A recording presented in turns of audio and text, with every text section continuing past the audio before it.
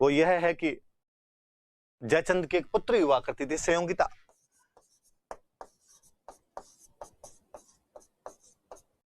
जयचंद की संयोगिता नाम की एक पुत्री थी और ऐसा कहा जाता है कि संयोगिता पृथ्वीराज चौहान को प्यार करती थी। वह पृथ्वीराज चौहान पर फिदा थी और उससे शादी करना चाहती थी। जब ही उसके पिता जयचंद को यह बात पता चली तो कोई पिता इस बात को तो कैसे स्वीकार कर पाए कि उसकी पुत्री उसके दुश्मन से प्यार करती है। पर ऐसे में क्या किया जाए? पता चल जाए कि भाई वो अड़ी हुई कि मैं पृथ्वीराज से शादी करूंगा। गांव में घरों में हम इधर उधर आसपास में जब देखते हैं कि ऐसा कोई मैटर आता तो घर वालों को लगता है फटाफट और किसी शादी कर दो।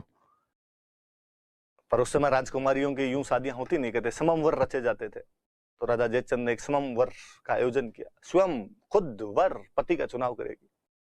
भारत के तमाम राजकुमारों को पीले चावल भेजे गए कि अपने रिज्यूम के साथ में हाजिर हो। राजकुमारी संयोगिता सममवर में आप में से किसी एक वर का चयन करेगी। पृथ्वीराज चौहान को छोड़कर उस सममवर में पृथ्वीराज चौहान को बुलाया नहीं गया, बाकी सबको बुलाया गया। ऐसा भी कहा जाता है कि जयचंद इससे भी थोड़े आगे बढ़े और उन्होंने पृथ्वीराज चौहान की स्टेच्यू बनवाई। उस स्टेच्यू को वहां पर खड़ा कर दिया जहां पर गेट कीपर खड़ा होता है, जहां पर स्लीपर खोलते हैं लोग, चप्पलें खोलते हैं, जूते उतारते हैं आकर। इसके माध्यम से जयचंद ये संकेत देना चाहते थे, सिंबल देना चाहते थे, बताना चाहते थे कि पृथ्वीराज चौहान की औकात, उसकी हैसियत केवल मेरे गेट कीपर की है, राजकुमारी से शादी की बात तो बहुत दूर की है। बाकी सब राजकुमार पंडाल के अंदर बैठे हुए, पृथ्वीराज चौहान की बाहर मूर्ति खड़ी हुई। राजकुमारी संयोगिता के हाथ में वरमाला दी गई और उनको कहा गया कि ये तमाम राजकुमार जो है आप इनका परिचय प्राप्त कीजिए, इनमें से जो भी आपको पसंद आए उसके गले में वरमाला डाल दीजिए। राजकुमारी संयोगिता एक एक से पूछती है कि पिछले टेस्ट में कितने नंबर आए थे, मेवाड़ मारवाड़ दोनों कंप्लीट है क्या, करंट भी पढ़ते हो या नहीं पढ़ते हो, साथ में पॉलिटी वाले टेस्ट की तैयारी कर रखी है या नहीं कर रखी है, शाम को लाइव क्लास में आते हो कि नहीं आते हो। तो जो शाम को लाइव में नहीं आते थे उनको तो वैसे ही उसने रिजेक्ट कर दिया था। उसने कहा नहीं, इन लोगों को तो कोई मतलब ही नहीं है, पढ़ाई की तरफ ध्यान ही नहीं है इनका। फिर जो लाइव में भी आता था, जिसके टेस्ट में नंबर भी अच्छे आते थे, जो नोट्स भी खुद बनाता था, पीडीएफ का इंतजार नहीं करता था, हाँ जो पीडीएफ करते रहते थे उनको भी उसने रिजेक्ट कर दिया था। उसने कहा नहीं, इनमें से तो किसी आदमी को नहीं लूंगी। स्वावलंबन नाम की भी कोई चीज होती है और उसको कहते हैं पंडाल में कोई पसंद नहीं आया। उसने कहा सब निकमे, सब में कमी है, कोई लाइव में नहीं आता होगा, कोई पीडीएफ मांगता होगा। और कहते हैं कि संयोगिता बाहर निकली और उसने पृथ्वीराज चौहान की जो स्टेच्यू लगी हुई थी उसके गले में माला डाल दी। आगे की कहानी कुछ यूं है कि इसी दौरान पृथ्वीराज चौहान अपनी आर्मी लिए हुए बाहर छुपा हुआ था, बाहर खड़ा था।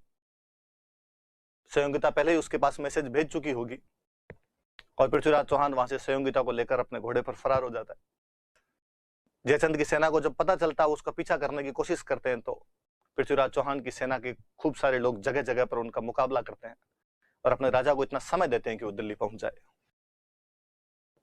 तो पृथ्वीराज चौहान जयचंद की पुत्री को बलपूर्वक वहां स्वयंवर से लेकर आ जाता है और शादी कर लेता है उससे। तो संयोगिता जो कि जयचंद की बेटी थी, उसे भी इनके बीच का एक कारण माना जाता है। हालांकि फिर अपने ओझा जी हुए या बाकी जो भी इतिहासकार हुए तो उन्होंने कहा यार ये प्रेम कहानियां हैं, क्योंकि ऐसी कहानियां लोगों को अच्छी लगती है, इसलिए किसी ने ये कहानी ऐसी कोई गढ़ी और धीरे धीरे बातों के माध्यम से आगे बढ़ती चली गई। बाकी चीजें जल्दी से लोगों के समझ में नहीं आती, ये थोड़ी इंटरेस्टिंग है, समझ में आ जाती है, लोगों को कहीं जुड़ाव महसूस होता है खुद का, तो ये प्रेम कहानी पॉपुलर हो गई। बाकी इसमें हिस्टोरिकल फैक्ट नाम की कोई चीज नहीं। पर कालांतर में अपने दशरथ शर्मा, जिनकी book the early Chauhan dynasties है, गोपीनाथ शर्मा,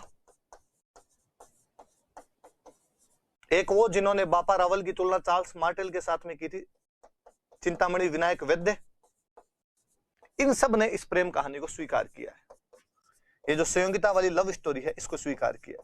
कोई ये पूछ लेगा कि संयोगिता की प्रेम कहानी को एज ए हिस्टोरिकल फैक्ट कौन कंसिडर करता है? डॉक्टर दशरथ शर्मा करते हैं, गोपीनाथ शर्मा करते हैं, सीवी वैद्य करते हैं। कौन नहीं करता? तो इनके अलावा नहीं करते। बाकी वाले जो होते उनके नाम अपने को क्यों याद करना है? तो चौहानों और गहड वालों के बीच में डिस्प्यूट के क्या क्या कारण थे? तो गहडवाल चंदेलों